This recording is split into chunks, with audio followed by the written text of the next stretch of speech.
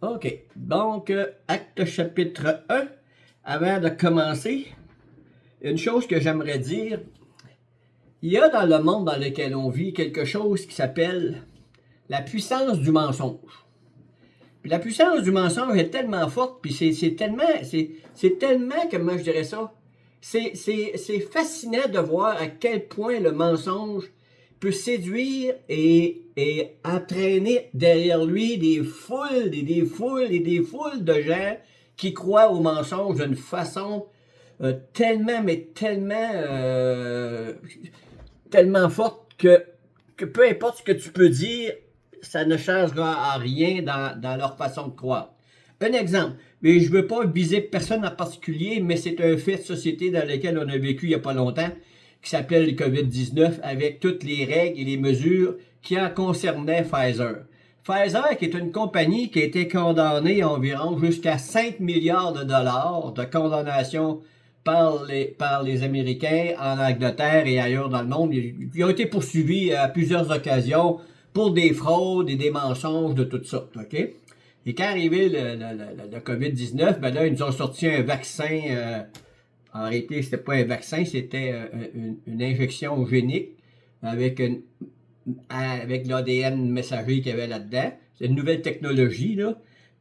Oui, c'était fait par une injection. Mais comme je disais à quelqu'un, c'est pas le gars qui shoot à l'héroïne, ça s'appelle pas un vaccin. Tu sais, je veux dire, c'est pas parce que tu as une seringue dans le bras que c'est un vaccin. Donc, c'était la même chose avec le temps du COVID. Ce que les gens recevaient, c'était une thérapie génique d'ARN messager. Quand les gouvernements nous ont vendu ça, on était dans une période assez troublée. On avait tout le monde qui était devant un phénomène que personne n'avait eu à faire avant. Là, tu sais, nous autres, on n'a pas compris les grippes espagnoles, les pestes et toutes ces choses-là. Nous autres, on n'a rien connu de tout ça. Fait que là, on nous amène une pandémie, puis on nous fait peur, on nous montre les morts à gauche, à droite. Puis là, nos gouvernements nous arrivent avec une solution miracle, là, un vaccin. Puis on nous dit que le vaccin, il est sûr, il est efficace, il empêche la transmission. Donc, faites-vous vacciner. Puis c'était ça le message qui a été donné au départ. Le vaccin, il est sûr, il est efficace, puis il empêche la transmission, puis ça va nous empêcher de mourir, tu sais, je veux dire. Puis à mesure que le temps avançait, ben, tu avais besoin d'un vaccin, puis quelques semaines plus tard, ben là, on dit, un vaccin, c'est pas suffisant, ça en prend un deuxième après 6 mois, après ça, ça allait à 3 mois. Puis là, on s'apercevait que le vaccin n'était pas tellement efficace. Fait que là, au niveau de l'efficacité, on s'est aperçu qu'il l'était moins qu'il pensait. Fait qu'avec le temps, il était devenu moins sûr. Puis après ça, ben là, on disait que il était supposé d'empêcher la contagion. D'ailleurs, quand on prend un vaccin, une des raisons du vaccin, c'est d'empêcher la contagion. Et si tu es vacciné, moi, j'ai pas peur de rencontrer quelqu'un, mettons, qui a eu la rougeole. J'ai été vacciné pour la rougeole ou j'ai attrapé la rougeole. Donc, je suis immunisé. Donc, j'aurais pas peur de rencontrer quelqu'un qui l'a. Quand on est vacciné pour quelque chose, normalement, on n'a pas peur de la maladie pour laquelle on a été vacciné. C'est pour ça qu'on s'est vacciné. Sinon, on ne sert à rien. Donc, avec le temps, on s'est aperçu que donc, il n'empêchait pas non plus la contagion. Mais on a fait des mesures pour que les gens ne se rencontrent pas, les vaccinés versus les non-vaccinés. Puis là, on a commencé à traiter ceux qui ne se faisaient pas vacciner de complotistes, d'édentés, d'arriérés, de complotistes, de tous les noms qu'on a pu lui trouver. Puis, tout ça parce qu'on disait que c'était un vaccin qui était sûr, qui était efficace, qui empêchait la contagion, puis nous empêchait de rentrer en réanimation. Puis au bout du compte, on s'est aperçu qu'il n'était pas sûr, il n'était pas efficace, puis n'empêchait pas la contagion. Fait qu'au bout du compte, c'était de la bullshit, c'était du mensonge, mais on a grandi dans cette idée-là. Pourquoi? Parce que nous autres, quand on était jeunes, on a grandi avec l'idée que le vaccin, là, c'était vraiment quelque chose d'extraordinaire avec Pasteur, puis les autres qui nous ont inventé ça. On a enrayé des maladies vraiment mortelles. Pendant des décennies, on a enrayé la rougeole, la picote, puis plein d'autres affaires. Puis la tuberculose, des choses comme ça, ça a eu un facteur vraiment. Donc, dans notre pensée, nous autres, un vaccin, c'est sûr et efficace, ça empêche la contagion.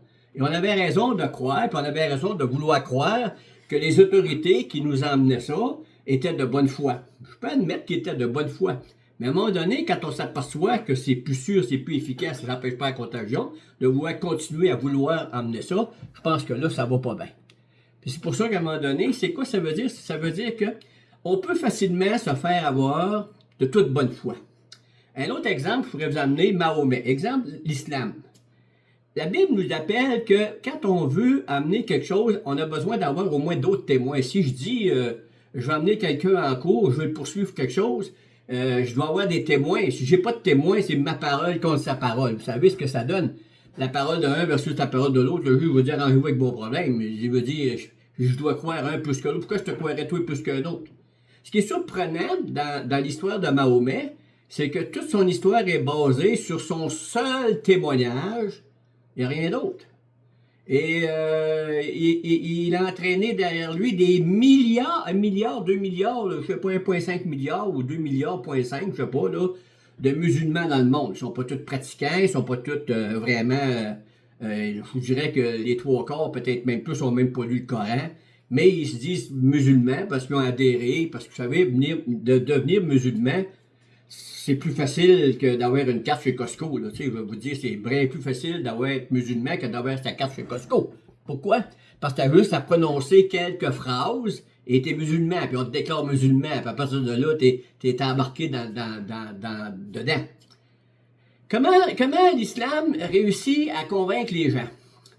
Ben moi, j'ai écouté une vidéo d'un chrétien, un ancien musulman converti, puis avec un débat avec un musulman, et il basait sa croyance sur un chapitre de la Genèse, en chapitre 21, avec Ismaël. Comme on sait l'histoire d'Ismaël avec Isaac, on sait que Dieu a fait la promesse à Isaac, qu'elle allait être l'enfant de la promesse que Dieu avait faite à Abraham de faire de lui une grande nation, d'être en bénédiction, etc., et qu'il allait avoir une terre, puis que le Messie, le Sauveur, allait devenir par lui.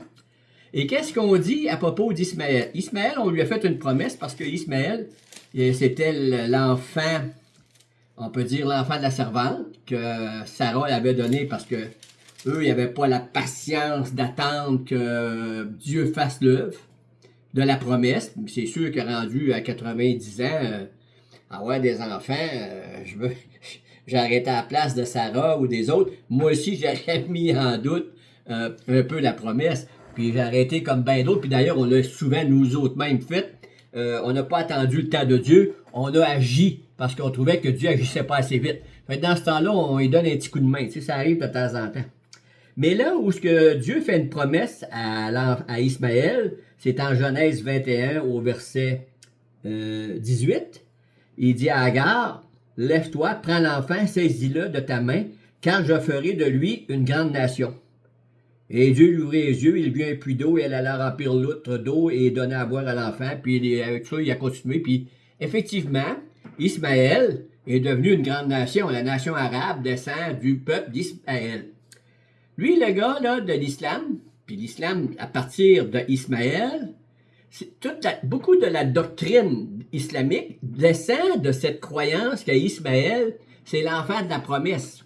Et même qu'en islam, ils vont dire qu'Abraham, c'est pas Isaac qui a amené sur le bûcher, mais c'est Ismaël qui a été amené sur le bûcher, qui est un mensonge éhonté d'après les textes de la Bible, comme on sait.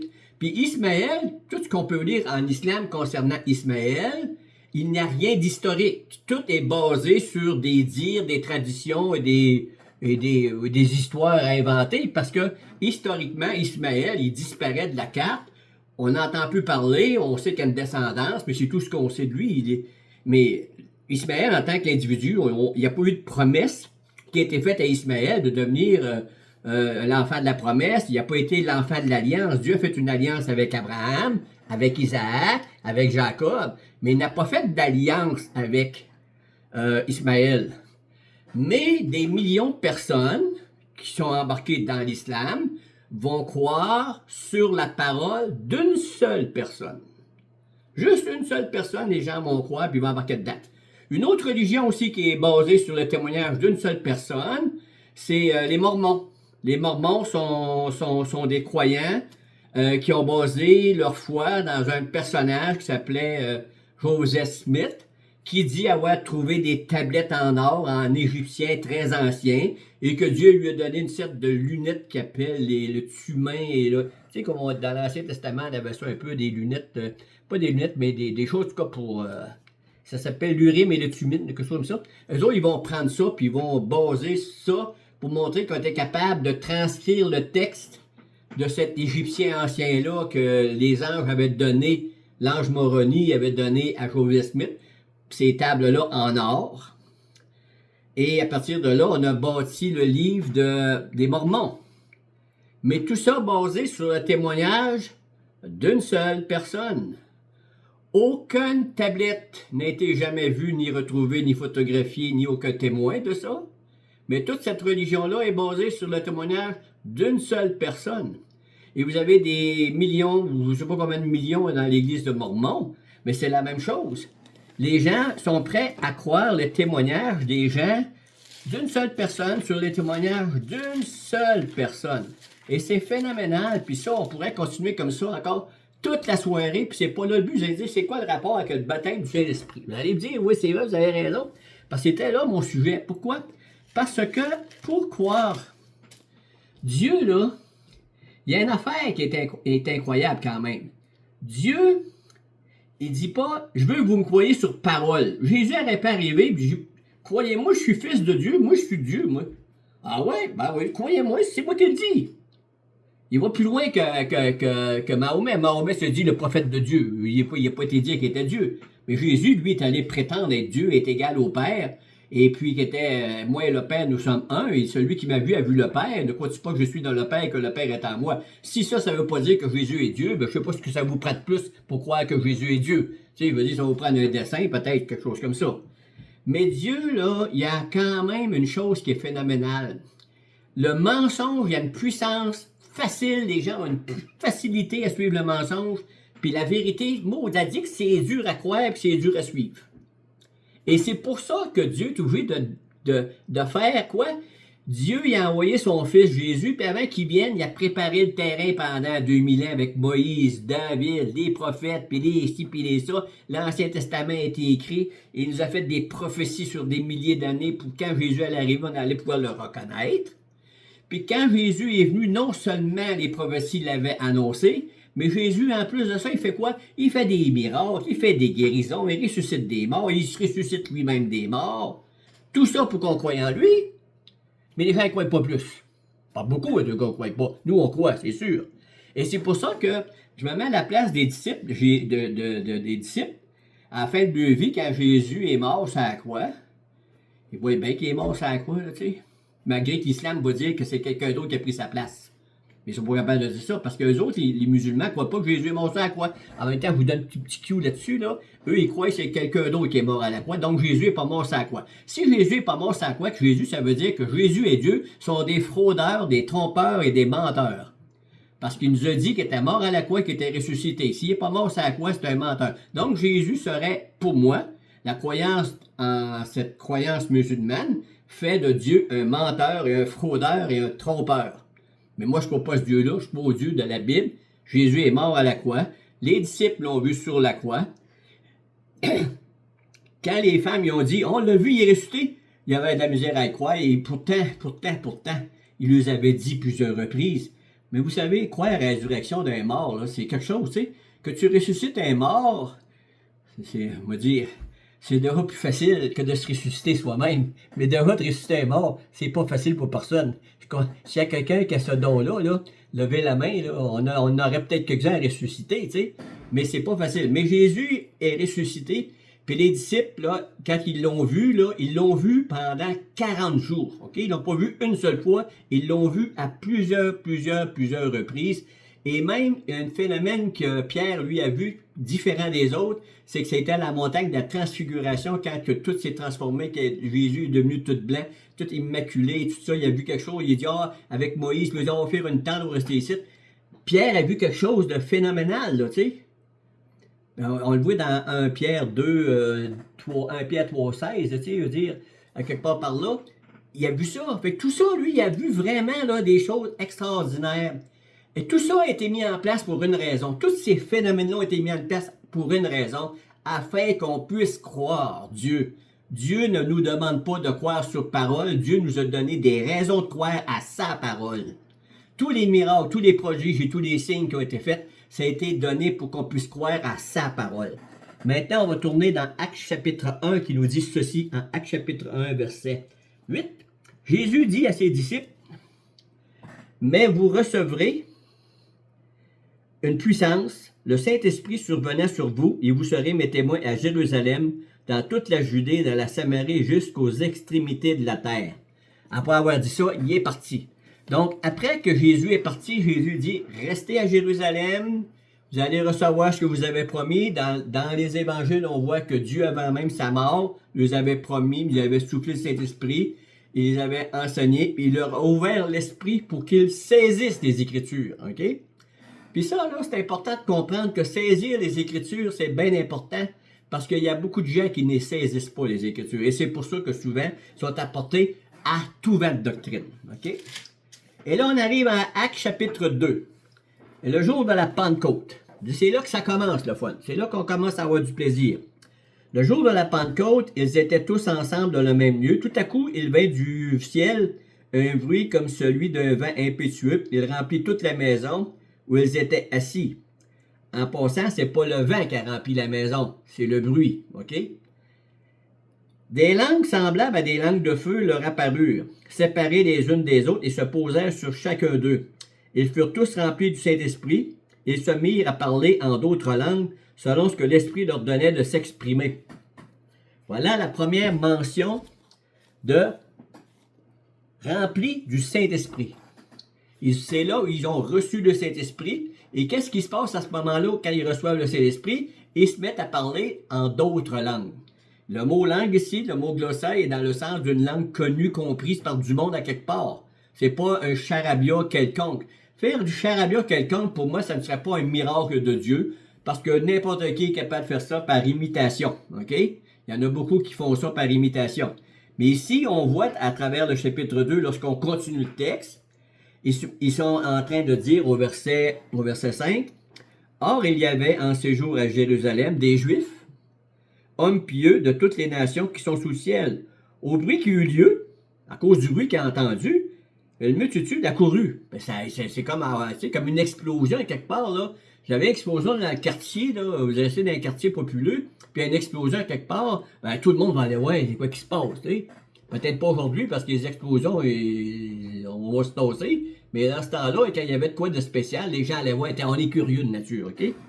Alors, la multitude accourut et elle fut confondue parce que chacun les entendait parler dans sa propre langue. Parce qu'ils étaient tous dans l'étonnement et la surprise, ils se disaient les uns aux autres, « Voici ces gens, ils parlaient, ne sont-ils pas tous galiléens?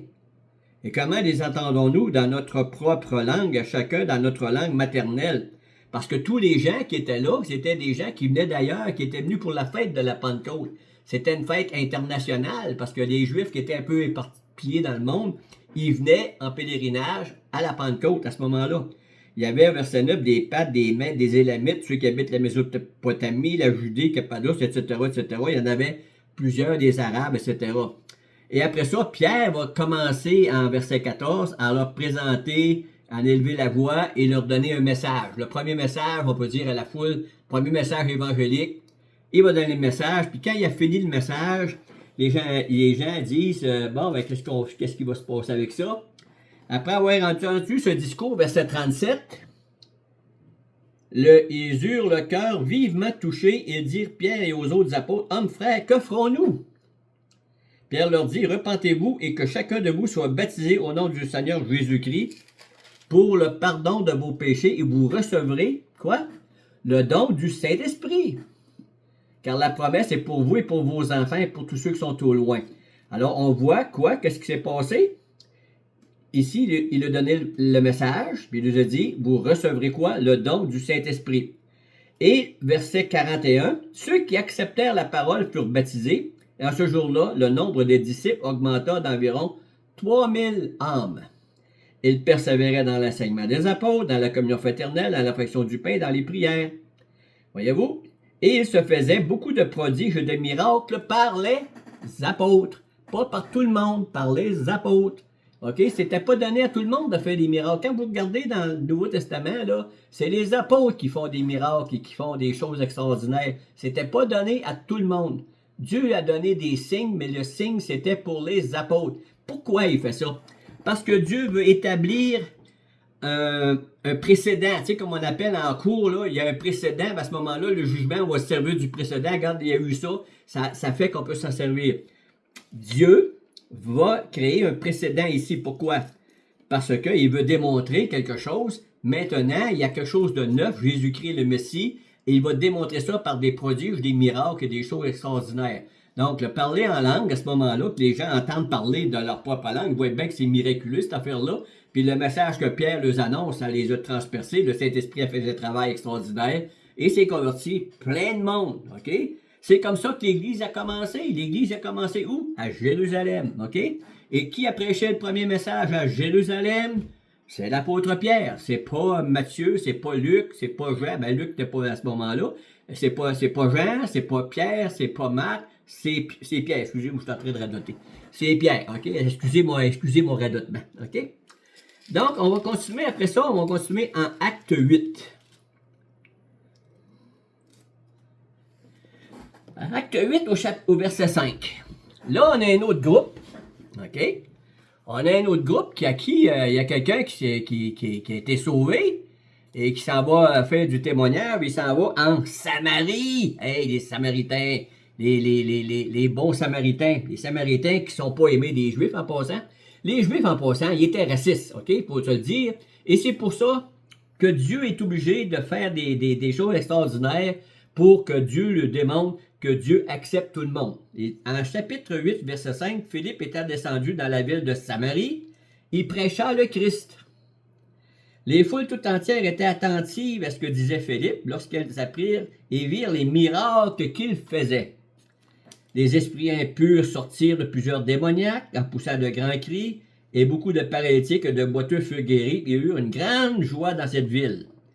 Là, on va aller au verset 12. Mais quand ils eurent cru à Philippe, qui leur annonçait la bonne nouvelle du royaume de Dieu et du nom de Jésus-Christ, hommes et femmes se firent baptiser. Simon lui-même crut, et après avoir été baptisé, ne quittait plus Philippe. Il voyait avec étonnement les miracles et les grands prodiges qui s'opéraient. Verset 14, c'est là que c'est intéressant. Les apôtres qui étaient à Jérusalem, ayant appris que la Samarie avait reçu la parole de Dieu, y envoyèrent Pierre et Jean. Ceux-ci arrivés chez les Samaritains prièrent pour eux afin qu'ils reçoivent le Saint-Esprit. Pourquoi? Car il n'était encore descendu sur aucun d'eux. Ils avaient seulement été baptisés au nom du Seigneur Jésus. Alors Pierre et Jean leur imposèrent les mains et ils reçurent le Saint-Esprit. OK? Et lorsque Simon vit que le Saint-Esprit était donné par l'imposition des mains des apôtres, et il offrit de l'argent, il voulait lui-ci avoir la même chose. Lui-ci, il voulait avoir la puissance des apôtres. Il était prêt à payer pour l'avoir. Tu sais, veut dire, il était habitué, lui, c'était son ancienne business. C'était un magicien, fait qu'il était habitué à ce genre de business. Il faisait de la business avec ça, comprenez-vous? Mais là, non. Mais ici, on ne voit pas à ce moment-là ça parle en langue. OK? C'est pas mentionné. Mais on voit que les Samaritains vont recevoir le Saint-Esprit, OK? Alors, c'est comme ça qu'on voit que le Saint-Esprit était rendu chez les Samaritains. Et c'est qui annonçait l'Évangile aux Samaritains? C'était Philippe. Mais il a fallu que Pierre passe pour aller annoncer l'Évangile, pour qu'il impose les mains, pour qu'il reçoive le Saint-Esprit. Pourtant, Philippe, c'était un chrétien né de nouveau. C'était un disciple de Jésus-Christ. Mais non, la porte de l'Évangile n'était pas encore ouverte aux Samaritains. Pourquoi? Parce que les clés de Pierre, les clés de Rome, quand on dit qu'il y a eu les clés à Rome, c'est pas ça que ça veut dire. Quand on étudie le texte des clés, c'est que Dieu se sert de Pierre pour ouvrir les portes, parce que des clés, en passant, c'est pour ouvrir des portes. Il a ouvert les portes à qui? Aux Juifs pour entrer dans l'Église.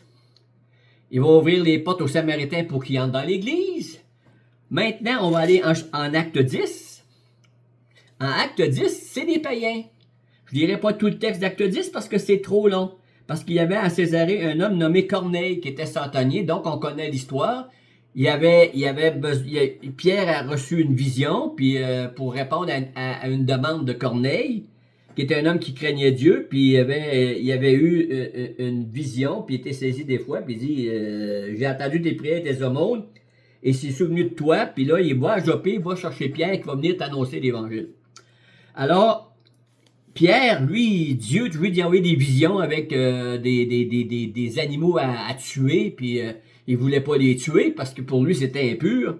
Puis il voulait même pas obéir à Dieu. Imaginez-vous donc, comme vous l'avez déjà dit, Pierre reçoit un ordre de Dieu, tue et mange, puis Pierre, non, moi je mange rien d'impur, je mange rien d'impur. Donc sa religion était plus forte que Dieu, à quelque part. C'est souvent ça chez beaucoup de gens. La religion est tellement forte, c'est difficile de virer de bord pour accepter la parole de Dieu. Alors Pierre, après avoir eu la vision, il a compris. Les serviteurs de Corneille sont arrivés. Il est parti avec les serviteurs de Corneille. Il est allé chez Corneille. Puis rendu chez Corneille, ben là, on voit que là, verset 34, acte 10, 34, Pierre ouvrant la bouche, la vérité, je reconnais que Dieu ne fait point de favoritisme, mais qu'en toute nation, celui qui le craint et qui pratique la justice lui est agréable. Donc, là, il va prêcher l'Évangile. Puis jusqu'au verset 43, il dit, tous les prophètes rendent de lui le témoignage que quiconque croit en lui reçoit par son nom le pardon des péchés. Comme Pierre prononçait encore ces mots, le Saint-Esprit descendit sur tous ceux qui écoutaient la parole. Tous les fidèles circoncis qui étaient venus avec Pierre furent étonnés de ce que le don du Saint-Esprit est aussi répandu sur les païens, car ils les entendaient quoi? Parler en langue et glorifier Dieu. Alors Pierre dit, peut-on refuser l'eau du baptême à ceux qui ont reçu le Saint-Esprit aussi bien que nous? Et il ordonna qu'ils soient baptisés au nom du Seigneur, sur quoi ils le prièrent et restèrent quelques jours auprès d'eux. Qu'est-ce qui se passe? Il se passe la même chose. Pierre est là, Pierre annonce l'Évangile aux païens. Pendant qu'il est en train de prêcher l'Évangile, le Saint-Esprit descend sur ces gens. Les gens sont transformés, ils reçoivent le baptême du Saint-Esprit et ils parlent en langue. Mais ils parlent en langue, il dit comme sur eux au début, c'était le même don qu'en acte 2. Il n'y a pas deux dons de parler en langue, il y a un don de parler en langue. Dieu, il n'est pas mêlé, là, il ne mélange pas les affaires, OK? Donc, là, ici, on voit quoi? Ils vont parler en langue après avoir quoi? Reçu le Saint-Esprit, OK? Si on s'en va maintenant dans Acte 19, ça va être le dernier texte des Actes qu'on va regarder ensemble. Celui-là, il est intéressant aussi parce que c'est les disciples de Jean-Baptiste. Acte 19, verset 1. Pendant qu'Apollos était à Corinthe, Paul, après avoir parcouru les hautes provinces de l'Asie, arriva à Éphèse. On est quand même plusieurs années là, après la Pentecôte. On n'est pas... Parce que Paul, lui, il s'est converti plus tard, après avoir fait la guerre à l'Église. Le temps qu'il se convertisse, il est allé prendre un temps à part avec le Seigneur avant qu'il revienne dans les girons de l'Église. Et là, pendant que Paul revient, il a entendu quoi? Ayant rencontré quelques disciples, il leur dit, « Avez-vous reçu le Saint-Esprit quand vous avez cru? » Il s'est aperçu que ces gens-là n'avaient pas le Saint-Esprit. Comment est-ce qu'il s'en est aperçu? Je ne sais pas, mais une chose est sûre, nous, quand on rencontre des gens, souvent, on s'en rend compte qu'ils n'ont pas le Saint-Esprit. Je ne sais pas, moi, je m'en rends compte des fois en parlant avec des gens, il n'a pas compris l'Évangile, il n'a pas encore reçu l'Évangile, donc je peux dire autre chose. T'as-tu reçu le Saint-Esprit quand t'as cru? Je pourrais même lui dire ça. Il pourrait même dire de quoi tu parles. Tu sais? Alors, ils lui répondirent, nous n'avons pas même entendu dire qu'il y ait un Saint-Esprit. Ça veut dire que voulez-vous voir que leur enseignement était très, très primaire, donc il n'était pas tellement développé. Il dit, de quel baptême avez-vous donc été baptisé? Il répondit, du baptême de Jean. Ah ben. Alors Paul dit, Jean a baptisé du baptême de repentance, disant au peuple de croire en celui qui venait après lui, c'est-à-dire en Jésus. Sur ces paroles, ils furent baptisés au nom du Seigneur Jésus. Lorsque Paul leur eut imposé les mains, le Saint-Esprit vint sur eux, et ils parlaient en langue, et ils prophétisaient. Ils étaient tous environ 12 hommes. Ici, là, c'est leur première expérience du Seigneur Jésus-Christ de salut, là. C'est pas une deuxième expérience, là. Ils ont été baptisés en Jésus, mais le baptême n'était pas valide. Ils vont être baptisés une deuxième fois parce qu'il n'y avait pas le Saint-Esprit. Et c'est pour ça qu'ils ont parlé en langue pour démontrer quoi? Que maintenant, il y avait vraiment le don du Saint-Esprit qu'il avait reçu. Alors, à quelque part, on voit à travers tous ces témoignages une chose. Le Saint-Esprit, quand il vient chez une personne, c'est le salut. OK? C'est ça qu'on appelle le salut. Le baptême du Saint-Esprit, là, c'est le salut. 1 Corinthiens, chapitre 13. 12-13, je crois. 12-13 ou 13, ça dépend. Ils sont pas longs. 1 Corinthiens 12-13. Paul dit ceci. Nous avons tous, en effet, été baptisés dans un seul esprit pour former un seul corps, soit juifs, soit grecs, soit esclaves, soit libres, et nous avons tous été abreuvés d'un seul esprit. Il n'y en a pas deux esprits, il y en a un seul. Il nous dit que nous avons tous. De qui il parle? Nous avons tous. Il parle de tous les croyants, de lui et les disciples, et de tous les croyants. Et nous avons tous été baptisés dans un seul esprit. Donc, il n'y a pas, parce que dans le mouvement de Pentecôte, mouvement charismatique, on va enseigner qu'il y a deux expériences, OK? Et cette deuxième expérience qu'il appelle le baptême du Saint-Esprit. Mais la première expérience, je ne sais pas comment on l'appelle, c'est la réception du Seigneur, la réception du Saint-Esprit. Mais baptiser, ça veut dire plonger dans quelque chose, OK? Le baptême du Saint-Esprit, c'est quoi exactement? C'est que le Saint-Esprit nous prend et nous place dans le corps de Christ, nous immerge dans le corps de Christ, afin qu'on devienne membre du corps de Christ. Ou si on peut dire aussi, c'est le Seigneur Jésus-Christ qui nous place dans l'Esprit pour devenir aussi membre du corps de Christ. De toute façon, c'est la même chose. Que ce soit le Saint-Esprit ou que ce soit Jésus qui a pas les expressions baptisées du Saint-Esprit, c'est exactement la même chose. On a tous été baptisés par le Saint-Esprit. Nous avons été plongés dans le corps de Christ. Donc, le baptême du Saint-Esprit, là, c'est la nouvelle naissance. La nouvelle naissance, c'est le baptême du Saint-Esprit. Ça veut dire que nous sommes plongés dans le corps de Christ pour former quoi? Un seul corps. Et nous sommes devenus des membres. Nous sommes tous des membres différents. On a tous des fonctions différentes. Comme on a tous dans le monde, tous des jobs différents, on a tous des morphologies différentes. Ça va être la même chose dans l'éternité. On va tout être différents. C'est la même chose aussi qu'il y a dans le corps. Le parler en langue qui était démontré, pourquoi? Pour montrer quoi? Le parler en langue, il ne faut pas bien de choses. On le voit là, puis à un moment donné, on s'aperçoit à travers les Écritures, à travers le temps, ça disparaît, il n'y en a plus. Pourquoi le parler en langue? Le parler en langue était un signe extérieur pour démontrer qu'il avait reçu le Saint-Esprit à la Pentecôte, qu'ils avaient reçu le Saint-Esprit après ça chez les Samaritains, qui avait reçu le Saint-Esprit chez les disciples de Jean-Baptiste, puis chez Corneille. Pourquoi il y en a un qui n'était pas mentionné? Je pense que c'est Jean-Baptiste qui n'était pas mentionné. Il y en a un des quatre qui n'était pas mentionné. Mais dans les quatre cas, il y en a un qui était important. Pourquoi? C'était montrer Dieu a donné le Saint-Esprit aux païens. Il parlait en langue. Parler en langue, pourquoi? Démontrer un extérieur le baptême du Saint-Esprit. Montrer que les païens font aussi partie de l'aventure. Les Samaritains parlent en langue pour démontrer aussi qu'eux autres aussi, ils sont incorporés dans le corps de Christ.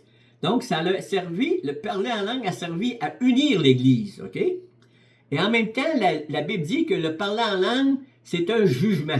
Tout comme à Babel, les langues avaient servi de jugement. Et dans l'Ancien Testament, il y a quelques passages où on voit que les langues, c'est un jugement envers Israël. Il dit, je vais parler à ce peuple par des langues étrangères. Et là, ça veut dire qu'il y a des peuples comme la Syrie et la Perse qui sont venus, puis ils ont envahi. Et là, ils ne comprenaient pas leur langage parce que c'était pas leur langue. Donc, ça servait de jugement, ça servait de signe.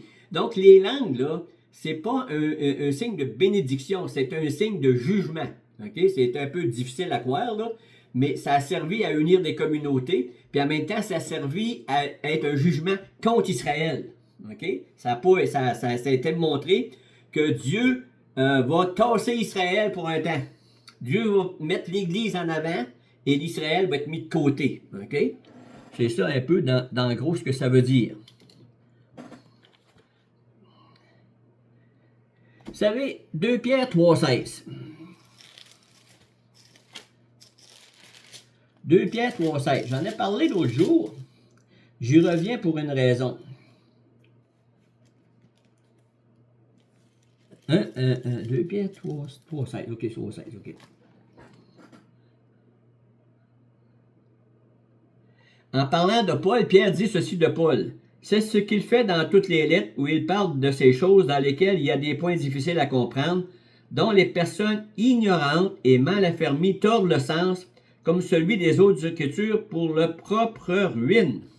Donc, tordre des Écritures pour leur propre ruine. Ça veut dire quoi ça? Ça veut dire que j'ai une définition que j'avais écrite quelque part. OK. Tordre des Écritures, ça veut dire que on va appauvrir, on évite la vérité, on appauvrit tordre le sens, c'est donner un autre sens que ce que l'Écriture va donner initialement de base, OK? Quand tantôt je regardais l'exemple que j'avais donné de Mahomet avec Ismaël, pour arriver à dire qu'Ismaël, là, c'était l'enfant de la promesse, toutes ces choses-là, pour arriver à l'islam, il faut vraiment tordre des Écritures, OK? Il faut vraiment tordre des Écritures. C'est un peu la même chose lorsqu'on essaye de nous emmener le don des langues. Le don des langues, on nous dit, c'était, quand ça a commencé, là, je pense que j'aurais pas le temps de le regarder à soir, mais je pense qu'on va le regarder la semaine prochaine plus, le don des langues comme tel. Parce que montrer un peu l'histoire du don des langues, comment ça a commencé, puis qu'est-ce que ça a fait, où c'est arrivé. Parce qu'on voit vraiment là, qu'il y a des choses qui sont tout croches là-dedans. Là, tu sais. Parce que c'est pas le but des langues, c'était pas d'être un don pour soi, d'un moyen d'édification personnelle ou des choses comme ça. Ça n'a rien à voir. Le don des langues avait été là pour unir des communautés, les païens, les samaritains et les juifs, pour faire une communauté tissée serrée pour que l'Église soit un dans un premier temps. Le Saint-Esprit, une de ses missions que le Saint-Esprit a, ça a toujours été de mettre Christ en avant. Pas de se mettre lui en avant. C'est pour ça que les doctrines qui mettent en avant le Saint-Esprit sont toujours un peu à me mettre en garde parce que le but du Saint-Esprit, c'est de mettre Christ en avant. Et si c'est le Saint-Esprit qui est mis en avant, il y a comme quelque chose qui ne marche pas avec la doctrine biblique au niveau du Saint-Esprit. OK?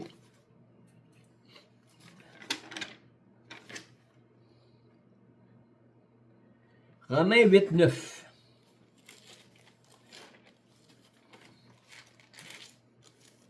Une des choses qui se passe quand on croit à une deuxième expérience pour les croyants, c'est que le croyant, lui, qui n'a pas fait cette deuxième expérience-là, va remettre en question son salut. Il va dire, ben moi, je suis probablement pas sauvé, ou ben Dieu ne m'aime pas, ou ben moi, je suis pas important pour lui. Il donne ça aux autres, mais pas à moi. Parce que là, il voit ces autres autour de lui qui parlent en langue, puis lui, il parle pas en langue, parce que les gens vont dire que le signe du baptême du Esprit, c'est de parler en langue, alors qu'on voit pas ça que c'est un signe comme tel.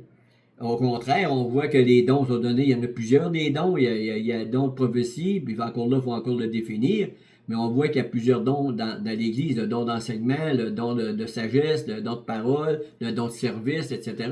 Ça, c'est des dons auxquels les gens ne courent pas, parce que les dons faciles, là, les dons qui nous font du bien, on aime ça pour nous autres, mais les dons qui mettent au service des autres, c'est moins intéressant.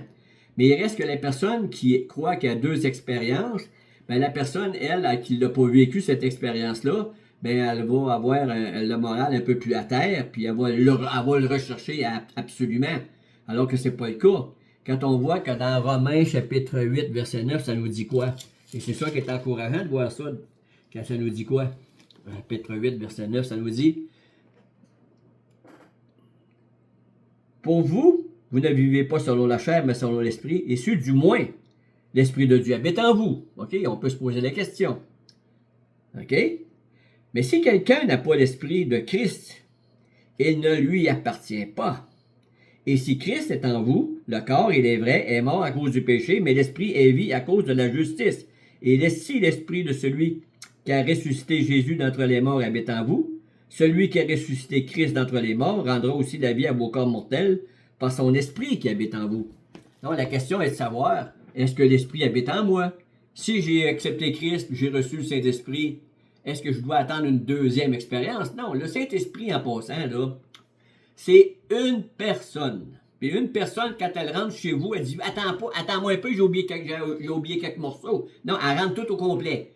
Quand le Saint-Esprit vient chez vous, il vient habiter chez vous, il vient au complet. Il vient pas en partie, il vient en totalité. OK?